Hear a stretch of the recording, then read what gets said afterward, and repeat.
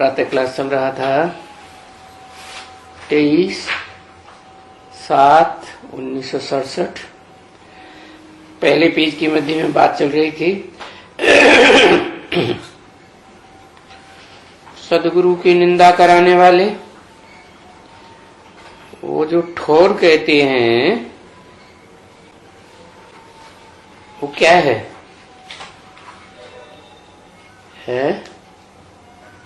वो तो सन्यासी लोग ऐसे ही बोलते रहते हैं, ठौर नहीं मिलेगा, हमारी निंदा कराएंगे, हम सदगुरु बन के बैठे हैं। अब वो सदगुरु तो कोई होते नहीं है, सब झूठे गुरु। सिखों में तो गाया हुआ है सदगुरु एक अकाल मूर्त। तो जो एक सदगुरु है उसकी क्या ठौर है? उसके भी पास क्या ठौर है? वो तो खुद ही परम धाम का वासी है, शांति धाम ठौर है। हाँ, लेकिन हिसाब ये है कि जो जितना पहले जाएंगे उतना ऊंचा ठौर मिलेगा। इस संसार में भी पार्ट बजाएंगे तो नीचा पार्ट नहीं बजाएंगे।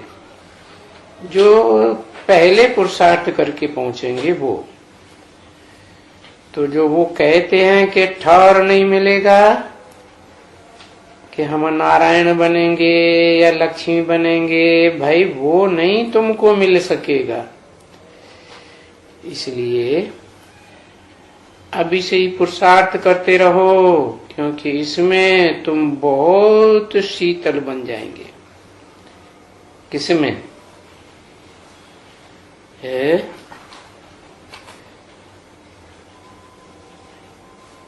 जो याद का पुरुषार्थ है, उस याद के पुरुषार्थ में तुम बहुत शीतल बन जाएंगे।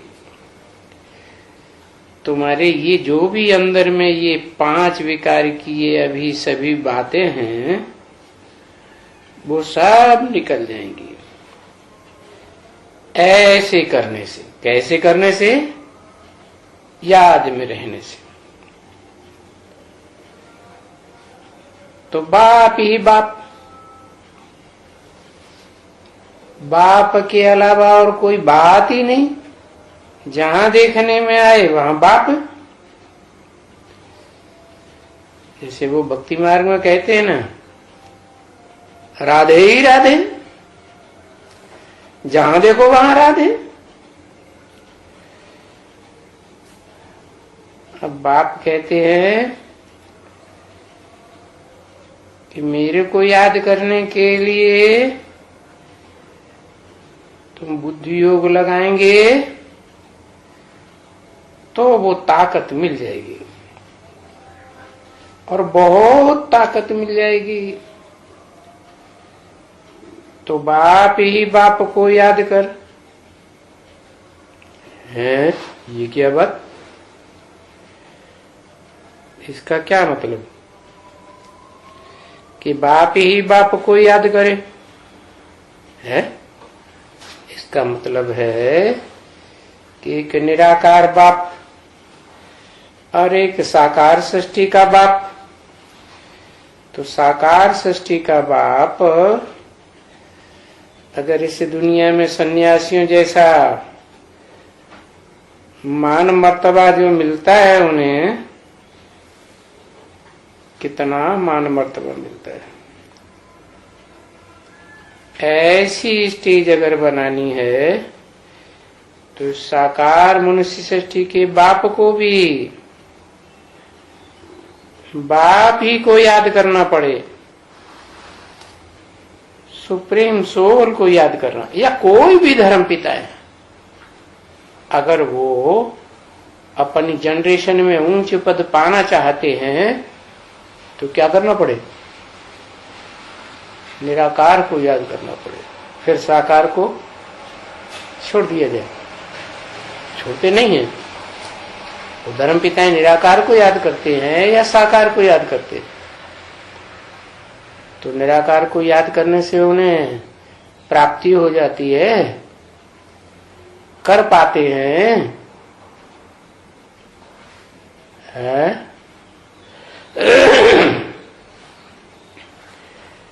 कर पाने वाले पात्र हैं।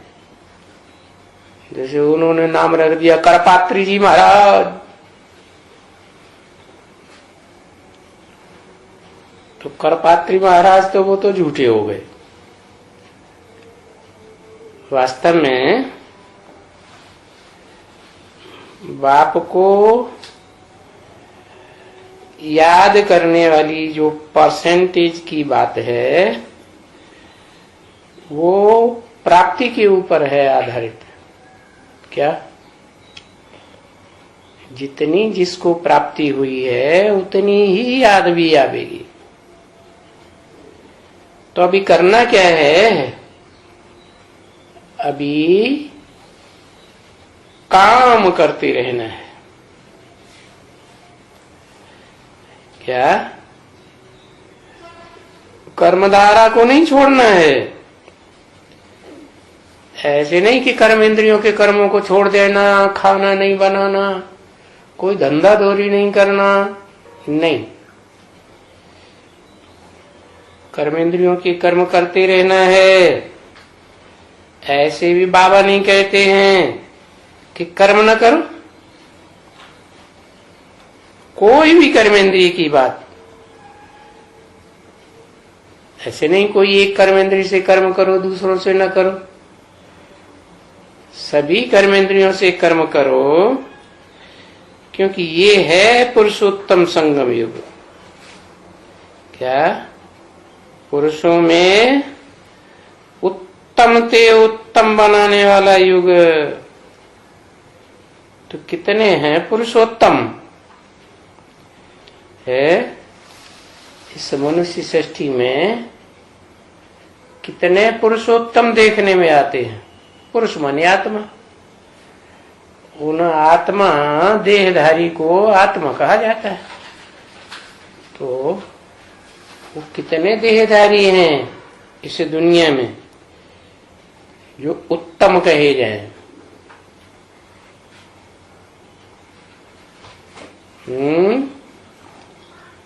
बताओ, 8।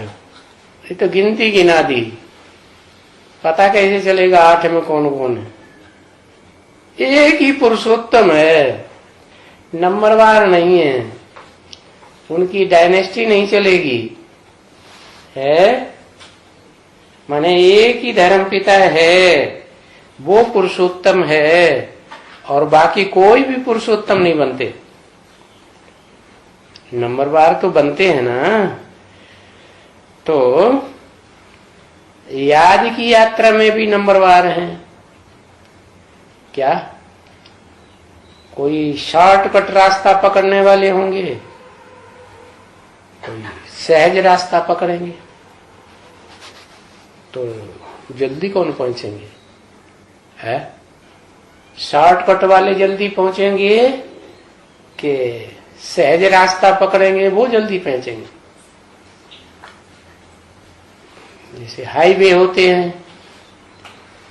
तो बड़े घूमघाम के बड़े बड़े शहरों में तब हाईवे से जाना होता है, और एक शॉर्टकट रास्ता होता है, छोटे छोटे रास्तों में से होते हुए फटाक से निकल गए। अब कठिनाई किसमें होगी? है? और कठिनाई क्यों होगी? शॉर्टकट तो सहज होना चाहिए है। कठिनाई इसलिए होगी कि शॉर्टकट रास्तों से वो ही जा सकेगा, छोटे छोटे रास्तों से, जिसको जानकारी होगी। जानकारी माने ज्ञान। ज्ञान होगा तो शॉर्टकट पकड़ सकेंगे, और ज्ञान धर्म पिता है, धारण नहीं करते। क्या? रास्ता शॉर्टकट पकड़ते हैं। क्या? अगर है जो बहुत पावरफुल बन गया तो वो किसकी याद से पावरफुल बन गया है? इस सृष्टि में जितने साकार हैं वो तो सब भोगी। इस सृष्टि में पार्ट बजाने वाली एक ही आत्मा है जो अब उगता है, लेकिन थोड़े समय के लिए आके पार्ट बजाती है। बाकी तो कुंभकर्ण नींद में सो जाती है।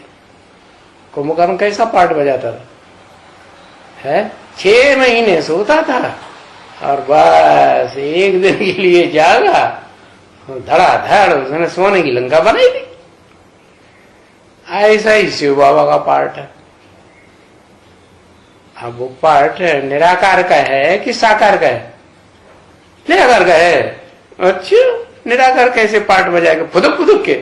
वाह भाई, वो बिंदी फुदुक फुदुक के पार्ट बजाती है?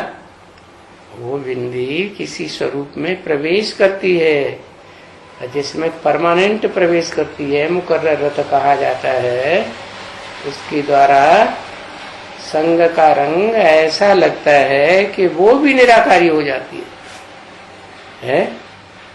जो गुरु के नजदीक ज्यादा बैठेगा वो गुरु से ज्यादा प्राप्ति करेगा ज्ञान की, या जो कभी कभी घंटे 2 घंटे के लिए आके बैठ गया तो ज्यादा ज्ञान की प्राप्ति होगी?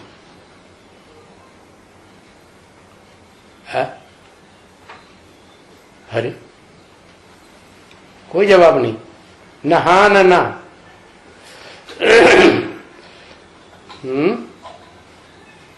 कहते हैं कि तोते थे अमरनाथ के मंदिर में, उन्होंने थोड़ा टाइम उस ज्ञान सुना और थोड़ा सुनने के बाद चले गए बाहर की दुनिया में मंदिर से। और जो कबूतर थे वो लगातार बैठे रहते थे। तो ज्यादा ज्ञान कौन सुनेंगे?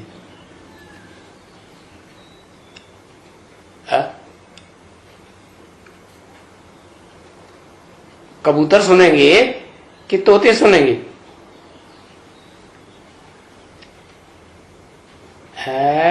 तोता ने थोड़ा टाइम आया, इसलिए माता जी 1 घंटा जाती है, बाकी सब अपने सगे संबंधियों से बातें करते हैं, करने में ज्यादा टाइम लगा देती है माता जी। बताओ, बात सही है। माता जी तोता है, बहुत सुनाती है ज्ञान, टियो टियो टियो टियो टियो टियो। ज्ञान की कंठी पड़ी रहती है, ये तो ठीक बात है। बताया भले 1 घंटे भी आते हो तो भी अगर बाहर जाकर के बुद्धि योग लगा रहता है, मनन चिंतन मंथन में बुद्धि रहती है, मन भी लगा रहता है जो बाबा ने सुनाया, मनन चिंतन मंथन करने में है, नए नए पॉइंट निकालने में, और वाचा भी लगी रहती है दूसरों को ज्ञान सुनाने में। क्या? और दृष्टि में भी बाबा की याद होने से दृष्टि भी चारों तरफ जहां जाएगी वो याद की दृष्टि जाएगी। कान भी दूसरों से जो सुनेंगे, हियर लुई विल, फालतू बातें नहीं सुनेंगे, सुनी अनसुनी कर देंगे। कोई ज्ञान की बातें सुनाएगा तो लेन देन करेंगे, क्या वार्तालाप करेंगे। तो सभी इंद्रियां जो है अगर ईश्वरीय कार्य में ही लगी हुई है तो बाहर जाकर के बाहर की दुनिया में भी संग किसका किया? एक का किया ना। तो यही बात है, वो जो कर्म बनेगा बाहर की दुनिया में वो कर्म अकर्म हो जाएगा, क्योंकि ये पुरुषोत्तम संगम युग है, पुरुषों में उत्तम बनाने वाला युग है। और कोई संगम युग इतना उत्तम नहीं होता है। ऐसे तो सतयुग त्रेता का भी संगम होता है, त्रेता द्वापर का भी संगम होता है, द्वापर कलयुग का भी संगम होता है, लेकिन वो संगम जो है उनमें कोई पुरुषोत्तम प्रसिद्ध नहीं होता पुरुषार्थ करके। और इस युग में नंबरवार पुरुषोत्तम प्रत्यक्ष होते हैं।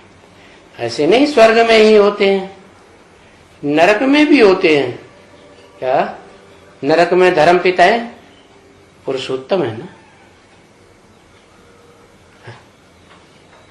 पुरुष माने आत्मा, पार्टधारी आत्माओं के बीच में वो उत्तम नहीं है। दुनिया उनको बहुत पावरफुल नहीं मानती, नहीं है दुनिया पावरफुल नहीं मानती है? मानती है तो फिर उत्तम हुए कि नहीं? नहीं हुए। क्यों नहीं हुए? कारण बताओ। क्या कारण? कैसे माने कि उत्तम नहीं हुए हैं? सच्चे नहीं है। फिर सच्चा कौन है? पुरुषोत्तम कौन है फिर? है कौन? नरक की दुनिया में, द्वापर कलयुग द्वैतवादी दुनिया में पुरुषोत्तम कौन है फिर? अल्लाह, पुरुषोत्तम कोई है ही नहीं, और बस वो धर्म पिताएं ही पुरुषोत्तम। उसके लिए कह दिया नहीं है कोई, एक ही पुरुषोत्तम है। अब वो एक है तो बताना पड़ेगा ना, है कौन है अव्वल नंबर पाटधारी नरक की दुनिया में? शिव बाबा है। कहां है? किस नाम रूप से किस देश में पार्ट बजाया?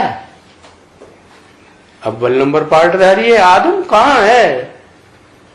अरे आदम का तो नाम लेते हैं, आदम को जानते कहां? बस सिर्फ इतना जानते हैं कि द्वापर के आदि में कोई आदम था और ईव के साथ रह करके उन्होंने खुदा की जो श्रीमत थी उसकी अवहेलना कर दी, तो उनको नरक में ढकेल दिया गया। तो नरक में ढकेल दिया गया, उससे पहले की बात हो गई ना। इसका मतलब वो तो नरक में ही आते हैं, स्वर्ग में तो आते ही नहीं। तो उन्हें कैसे मालूम? उन्हें तो झूठी बात है क्या, एक कल्पना बना ली ना। तो फिर बताओ, नरक की दुनिया में पुरुषोत्तम कौन? अरे होता भी है या नहीं होता है? माता जी कहते हैं नहीं होता है। नहीं होता? होता। अभी कहते होता है, अभी कहते नहीं होता है। घड़ी घड़ी बात बदलते रहते हैं। गुप्त है। अच्छा, गुप्त माने प्रत्यक्ष ही नहीं होता है? अगर प्रत्यक्ष ही नहीं होता है तो फिर संसार में उसे कोई पहचान भी नहीं पाएगा, भारतवासी भी नहीं पहचान पाएंगे। जो भारतवासी कहते हैं भगवान तो साकार होता है, निराकार नहीं होता। निराकार होता है लेकिन साकार के द्वारा प्रत्यक्ष होता है। तो निराकार साकार मिलकर के एक हो गए। लिख दिया सगुण न गुण भेदा उभय हर भव संभव भेदा। माना वो निराकार की याद भी इस संसार के दुखों का हरण कर सकती है, अगर कोई निराकारी याद में टिके तो। और साकार की याद में जो टिकने वाले हैं उनको भी यही प्राप्ति होती है, उनको भी मुक्ति, जीवन मुक्ति मिलती है। लेकिन अंतर क्या है? कुछ अंतर होगा कि नहीं होगा? है अंतर ये होता है कि निराकार को याद करने वाले जो है वो क्षिप्र गति वाले होते हैं। क्या? क्यों? निराकार में ऐसी क्या खास बात जो क्षिप्र गति वाले होते हैं? क्योंकि इस सृष्टि पर जो भी मनुष्य आत्माओं ने पाठ बजाए, देव आत्माओं ने पाठ बजाए, ऋषि मुनियों ने पाठ बजाए, वो कितना भी लंबा पाठ जन्म जन्मांतर का उनका चला हो, लेकिन वो दुनिया को नहीं सुधार सके। जन्म जन्मांतर उन्होंने यही काम किया लेकिन सुधार नहीं ला पाए। और वो निराकार क्या करता है?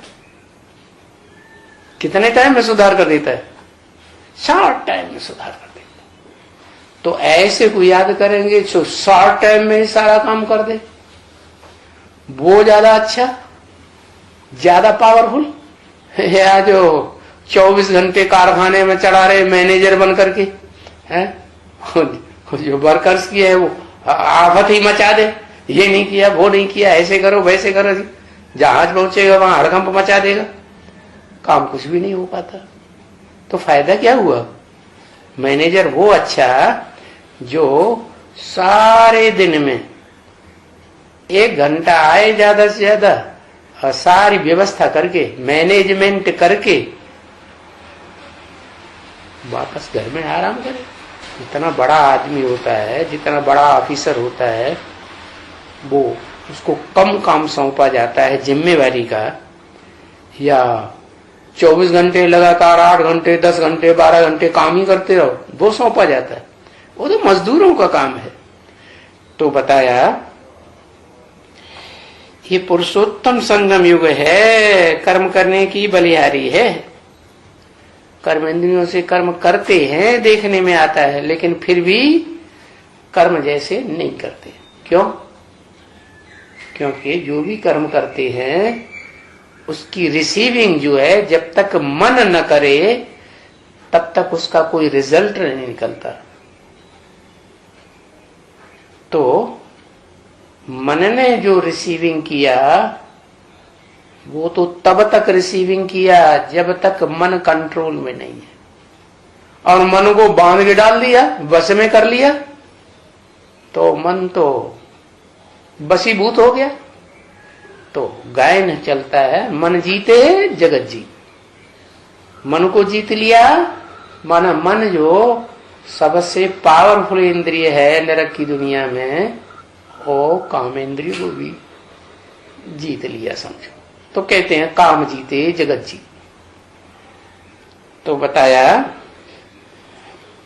कि वो बात नहीं है। पिछाड़ी में कलयुग में जो कर्म करते हो ऐसे कर्म करो जो विकर्म न बने, नहीं तो क्या होता है, पाप कर्म बन जाता है। विकर्म का मतलब ये है विपरीत कर्म न बने। है विपरीत कर्म तब बनेगा कि जब मन ग्रहण करेगा, नहीं तो नहीं करेगा। नहीं करेगा तो कर्माकर्म हो जाएगा। तो अभी ये संगम युग है। इस संगम युग में ये बात सीखनी है। क्या क्या सीखनी है? सीखने को क्या है? अरे सच्चाई को सीखना है, ज्ञान सीखना है, जानकारी लेना है। जो जानकारी है वो है किसकी जानकारी? निराकार की भी जानकारी, लेकिन वो तो निराकार है, कैसे जान पाएंगे? तो जिस मुकर्रर रथ में प्रवेश करता है उसकी जानकारी। और उसकी जानकारी कैसे लेंगे? कैसे पता चलेगा कि वो साकार व्यक्तित्व तो इस सृष्टि पर जिसे आदम कहा जाता है वो इस दुनिया का सबसे पावरफुल व्यक्ति है? तो वो सिर्फ है ज्ञान। ज्ञान के आधार पर। अब वो ज्ञान सच्चाई कैसे पता चले? यही ज्ञान है। तो सच्चाई ज्ञान की पता चलती है कि उस ज्ञान को कोई काट नहीं सकता। ज्ञान तलवार कही जा सकती है ना, पावरफुल बढ़िया तेज वाली तलवार होगी तो वो सबको काटेगी, पेड़ों को भी काटेगी, दरख्तों को भी काटेगी, हड्डियों को भी काटेगी, गला भी काटेगी, सब कुछ करेगी। लेकिन उस तार को जो इसमें भरी हुई है तेज, उस तलवार को कोई नहीं काट सकता। तो इसमें सीखना होता है। क्या सीखना होता है? ज्ञान सीखना। ज्ञान की तलवार क्या है, कैसे है, किस गहराई में है, कि यहाँ ही सीखना होता है। ऐसे नहीं कि स्वर्ग में जाएंगे तो वहां कुछ सीखने की दरकार रहती है। नहीं, ये सीखना करना इस दुख की दुनिया में ही होता है। यहाँ की सिखावट वहां साथ में चली जाएगी। क्या सिखावट है? ज्ञान की सिखावट वहां साथ में जाएगी। कैसे साथ में जाएगी? उस ज्ञान का जो सार है, मैं आत्मा ज्योति बिंदु, वो सार में तब ही टिक सकेंगे जब ज्ञान पूरा गहराई में मिला हो। है पूरा गहराई में कल्प के अंत में सभी आत्माओं को ये ज्ञान मिल जाता है कि वो निराकार क्या है और वो साकार क्या है। साकार में वो निराकार प्रवेश करके दोनों एक हो जाते हैं, आप समान बनाए देता है। तभी तो कहा जाता है शिव शंकर भोलेनाथ। पहले शिव, फिर शिव ने प्रवेश किया शंकर में तो हो गया। भोले भाले दो शब्द को जोड़ देते हैं। जिसने पहले प्रवेश किया वो है भोला, जिसमें प्रवेश किया वो नंबर 2, तो हो गया भाला। अब दोनों मिलकर के कार्य करते हैं। एक सुख का सागर, और दूसरा है, एक सुख का सागर प्रवेश करता है तो सुख का सागर आप समान बना के जाता है, फिर जब चला जाता है तो धीरे धीरे उतरना होता है। उतरते उतरते सतयुग, त्रेता, द्वापर, कलयुग, 4 सीन में नीचे उतरते उतरते वो संग के रंग में आते आते एकदम तामसी तमो प्रधान बन जाता है। तो देखो संग के रंग की सारी बलिहारी है क्या, वहां सीखने की कोई बात नहीं रहती है सतयुग में या स्वर्ग में। यहाँ की सिखावट ही साथ में जाएगी, तो वो सिखावट से सीखनी है, जिससे सीखनी है उसको पहचानना पड़े, उसके नजदीक आत्मा को रहना पड़े, तो मंजिल है, बहुत भारी इसमें मंजिल है।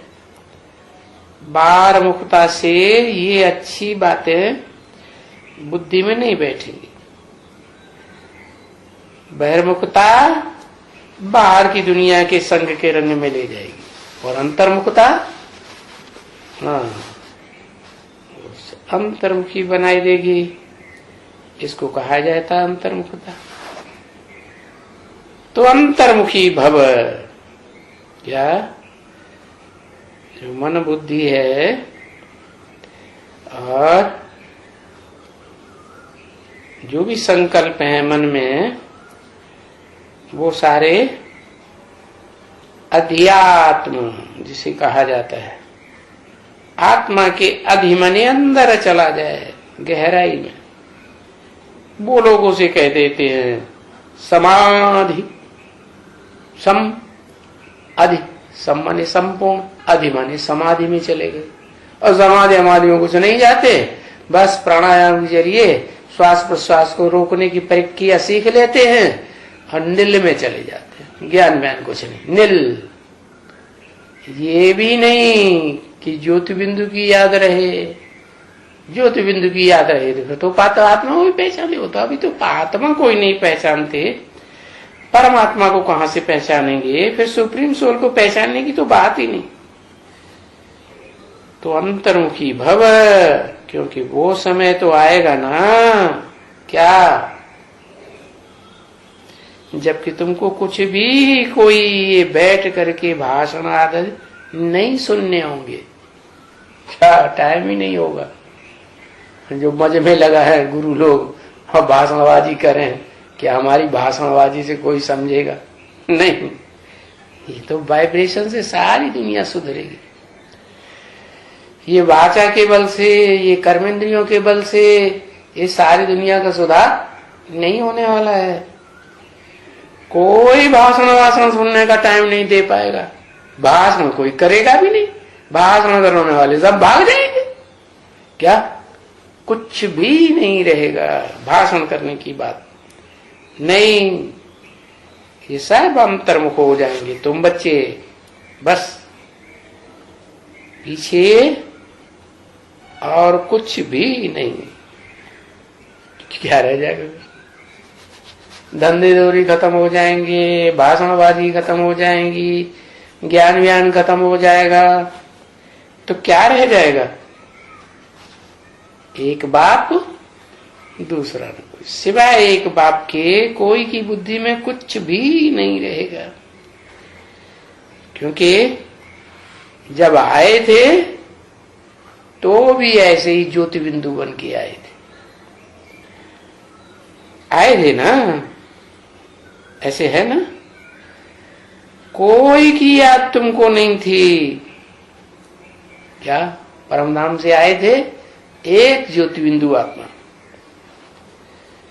जब यहां गर्भ से बाहर निकले तो तुमको मालूम पड़ा। ये बात बाहर की दुनिया की भी यही मिसाल है। क्या कौन है अम्मा, कौन है बप्पा, कुछ पता नहीं रहता गर्भ में। तो ऐसे ही है, ये जो बड़ा गर्भ महल है ना, वो क्या है? है? क्या नाम दें? अरे कल नाम बताया था ना, जो बड़े से बड़ा ज्ञान गर्भ महल है। तो बड़ा ध्यान से सुनते ही नहीं है, नहीं याद रहा। हिरण्य गर्भ। क्या नाम दिया? शिवलिंग बनाया है ना यादगार, उसमें सोमनाथ मंदिर में है आत्मा की यादगार, ज्योति दिखाई हीरे की, वो तो आत्मा हो गई, बिंदु हो गया, बीज हो गया। और वो बीज बाप जब माता में प्रवेश करे, उसका अंश मात्र भी प्रवेश करे, तो गर्भ में पलता है। वो गर्भ कहा जाता है हिरण्य गर्भ। हिरण्य माने वो ही भूल गए है। हिरण्य माने क्या बताया? हिरण्य माने प्रवेश बताया। हिरण्य माने हाँ सोना बताया था। सोना माने सच्चाई। कैसा गर्भ? सच्चा गर्भ। और बाकी जितनी माताएं हैं उनके गर्भ कैसे हो गए? नंबरवार कहे या सब सच्चे कहे? 100% नंबरवार हुए ना। तो बताया जब गर्भ से बाहर निकले तो तुमको मालूम पड़ा ये बाप है। ऐसे ही ये गर्भ है परम ब्रह्म। उस माता का नाम क्या है? बड़े से बड़ी माता परम ब्रह्म। उस गर्भ में जब तक हैं, कल्पांत काल होता है, महाविनाश होता है, तो सभी बिंदु बिंदु बिंदु बिंदु आत्माएं 500-700 करोड़ मनुष्यों की भी, पशु पक्षियों जानवरों की भी प्रवेश कर जाती है। किसमें? वो ही एक शिव ज्योति बिंदु जिसे कहा जाता है शिव शंकर भोलेनाथ। प्रवेश करके वो गर्भ में प्रवेश कर गई ना। क्या शरीर में प्रवेश करती है कि आत्मा आत्मा में प्रवेश कर जाती? शरीर है ना, शरीर में आत्मा भी है, और आत्मा का कनेक्शन पूरे शरीर से होता है। ऐसे तो नहीं है कि आत्मा को गोली मारे भ्रकुटी के मध्य में तो बस आत्मा भाग जाएगी और शरीर रह जाएगा, काम करता रहेगा। नहीं, आत्मा का कनेक्शन है ना शरीर से, और प्रत्येक अंग से कनेक्शन है। उंगली भी काट देते हैं तो जब तक उस कटी हुई उंगली में से वो निकल न जाए, क्या खून, वो न बन जाए पानी जैसा, तो तब तक वो आत्मा जो है वो उसमें हरकत करती रहेगी। आत्मा की शक्ति। ये छिपकली है, कभी उसकी पूंछ कटी हुई देखी तो तड़पती रहती है थोड़ी दूर। क्यों?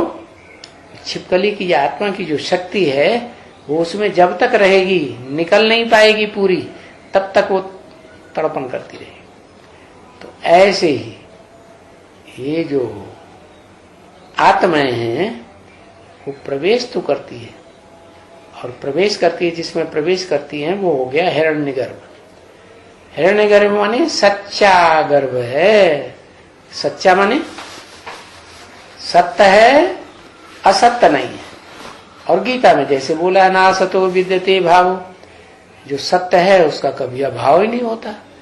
तो जो सत्य गर्भ है, हिरण्य गर्भ है, वो इस सृष्टि पर सदा कायम रहता है। चलो सदा कायम रहता है तो क्या शरीर नहीं छोड़ता? अरे शरीर छोड़ता है लेकिन सूक्ष्म शरीर धारण कर लेता है। क्या? सूक्ष्म शरीर तब तक धारण करता है जब तक वो सूक्ष्म शरीरधारी आत्मा का जो जड़ तत्व है, जो जड़ बाप से आता है, वो माता के अंदर संपन्न रूप नहीं धारण कर लेता। जब संपन्न रूप धारण कर लेता, हाथ पांव नाक आंख कान सब ज्ञान इंद्रियां कर्म इंद्रियां तैयार हो जाती हैं, तब फिर जो व्यक्ति की आत्मा है, जिसके वाइब्रेशन के अनुसार उसका शरीर तैयार होता है, वो प्रवेश करता है। तो ऐसे ये बेहद का गर्भ है। नंबरवार आत्माएं इस गर्भ में प्रवेश करती हैं, बाप का बीज नंबरवार ग्रहण करती हैं। क्या इस सृष्टि पर नंबरवार आई थी या इकट्ठी आ गई? नंबरवार आती है। तो जाएंगी भी कैसे? नंबरवार आती हैं, नंबरवार जाती है। साकार सृष्टि में आई थी नंबरवार, ऐसे ही शूटिंग पीरियड में भी ज्ञान में नंबरवार आती है। क्या? और ज्ञान जैसे अभी बताया, शून्य, कुछ नहीं रहेगा, बिंदु या एक बाप, कुछ भी नहीं रहेगा। किसी मनुष्य मात्र की बुद्धि में एक बाप के अलावा कोई संकल्प नहीं आएगा। बस वो समझ लो वापस। तो जब यहां गर्भ से बाहर निकले तो तुमको मालूम पड़ता है ना कि ये दुनिया ऐसी है, ये बाप है, ये माँ है। धीरे धीरे आंखें देखती हैं। कोई की भी याद तुमको नहीं थी पहले जब गर्भ में थे। जब यहां गर्भ से बाहर निकले तो तुमको मालूम पड़ा ये बाप है, ये माँ है। नहीं तो थोड़ा ही मालूम पड़ता है। तो ये है बेहद का गर्भ। क्या नाम दिया? बोल गए। हिरण्यगर्भ, सच्चा गर्भ। तो ये हमारी मम्मा है, ये फलाना है। जब बाहर आते हैं तब पता चलता है। तो ये है बाहर की दुनिया,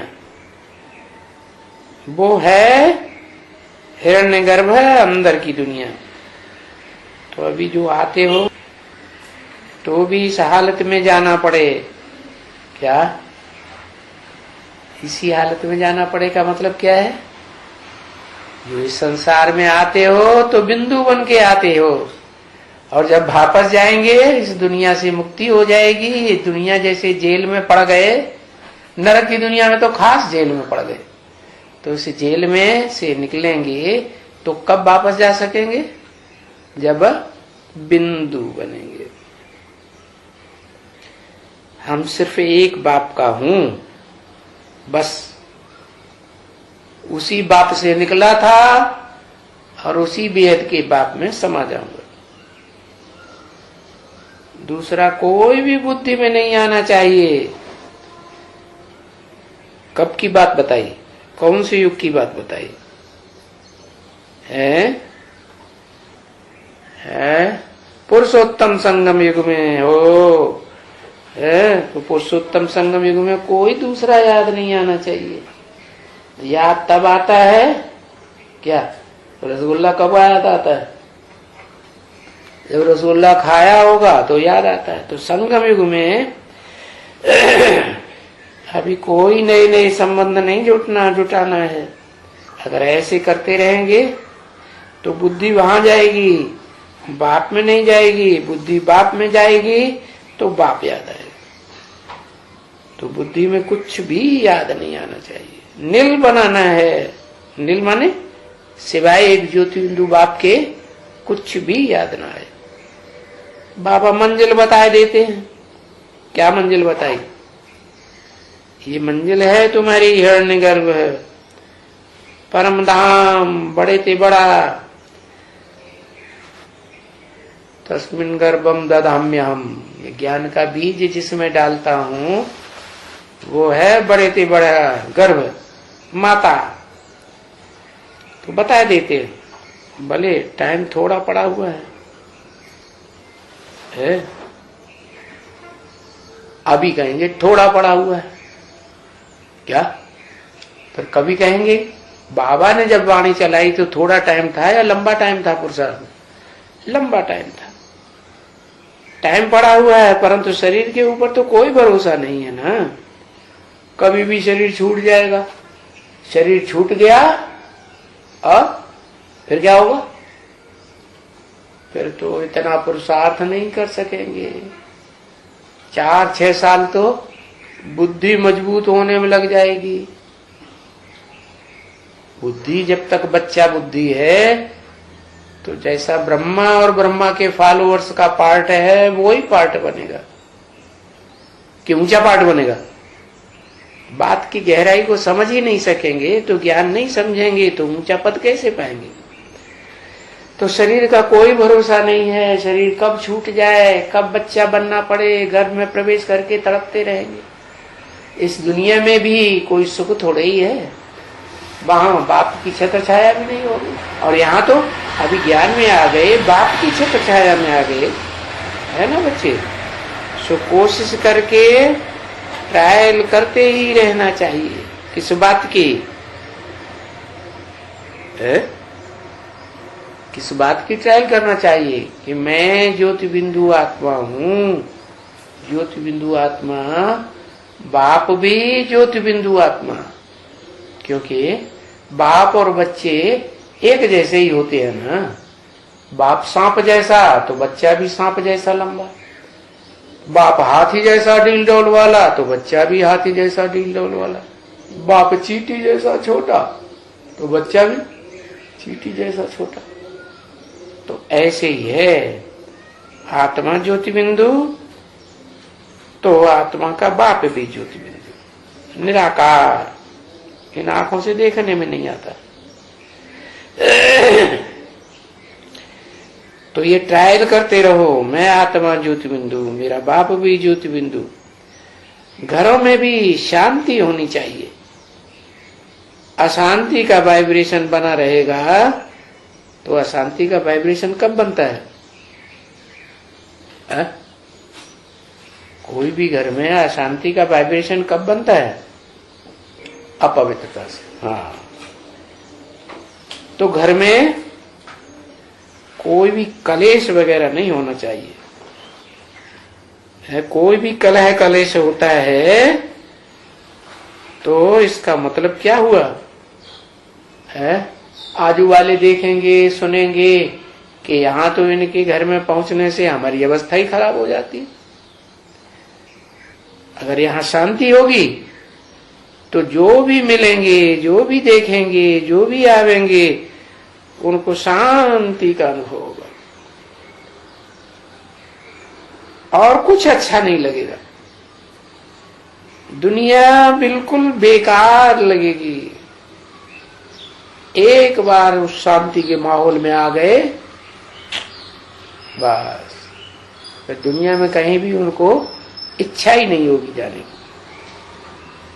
क्योंकि ये ब्राह्मणों का संगठन ऐसा बन जाएगा जिसमें एक भी विकारी न मन से, न तन से, न इंद्रियों से, न वाचा से, न दृष्टि से एक भी विकारी प्रवेश नहीं कर सकेगा। तो बन जाएगा, पता नहीं कब बन जाएगा। टाइम नहीं बताते कब बन जाएगा। टाइम बताया कि नहीं बताया? नहीं बताया।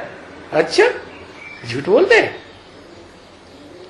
टाइम नहीं बताया कब बन जाएगा है? अरे बता तो दिया, तुम बच्चों को तमो प्रधान से सतो प्रधान बनने में 40 वर्ष लगते हैं। 76 में बन गया लड्डू। 76 में आत्मा निसंकल्पी बनेगी।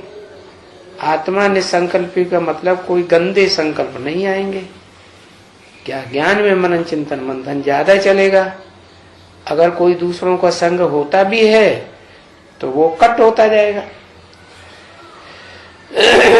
तो ऐसा माहौल बनाना है घर परिवार का, तो कोई प्रकार की अशांति न हो। और तुम बच्चे रहते हो तो शांति रहते हो। देखना है घर परिवार में भी कि कितना शांति के माहौल में रहते हैं, कितना बहिर्मुखी बनते हैं।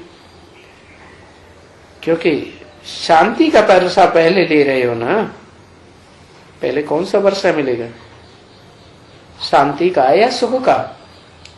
पहले तो शांति का वर्षा मिलेगा ना।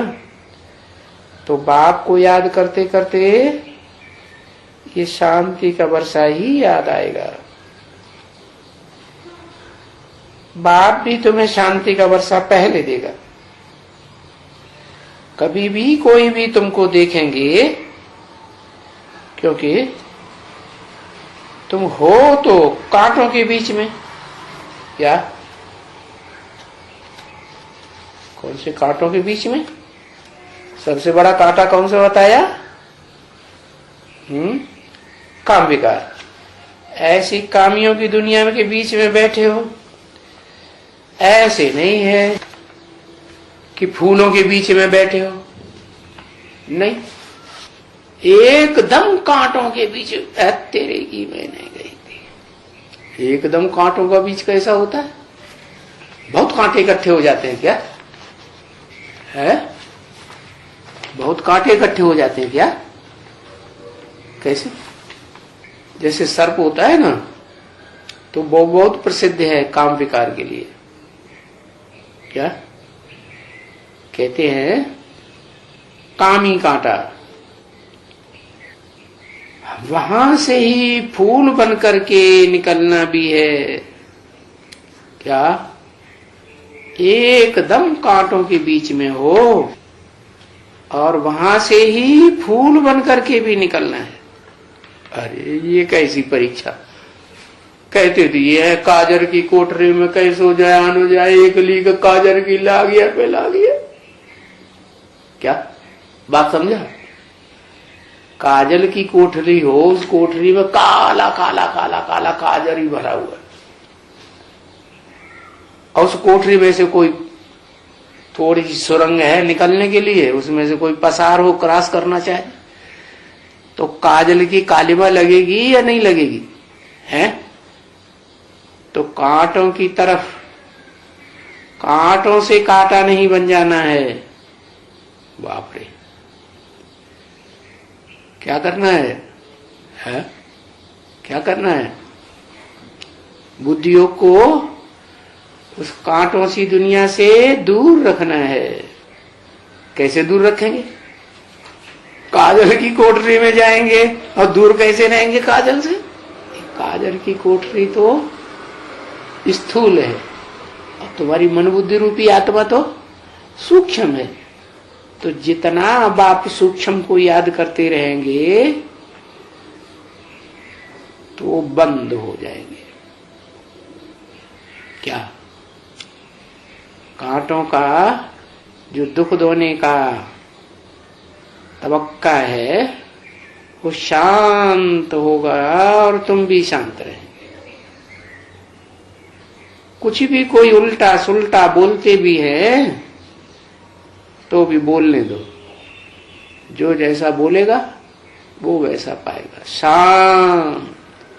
शांति, क्योंकि है ही आत्मा शांत स्वरूप। क्या है? आत्मा क्या है? तो अपने स्वरूप में टिकने का मतलब क्या हुआ? आत्मिक स्वरूप में टिकना है तो शांति ही रहना है ना।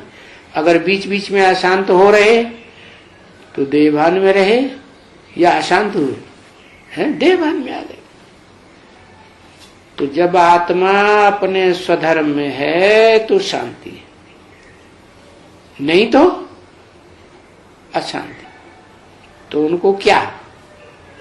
जब आत्मा स्वधर्म में शांति में टिक गई तो उनको क्या क्या होगा? है? कुछ होगा? कुछ नहीं होगा। कुछ होता थोड़े ही है। तुम शांति में टिक गए माना शांति धाम में पहुंच गए। तो तुम जानते हो कि हमको शांति धाम में यानी उस घर में जाना है, उस अवस्था में जाना है। बाकी शांति की कोई धाम की बात नहीं है, ये ऊंची स्टेज की बात है। ओम शांति।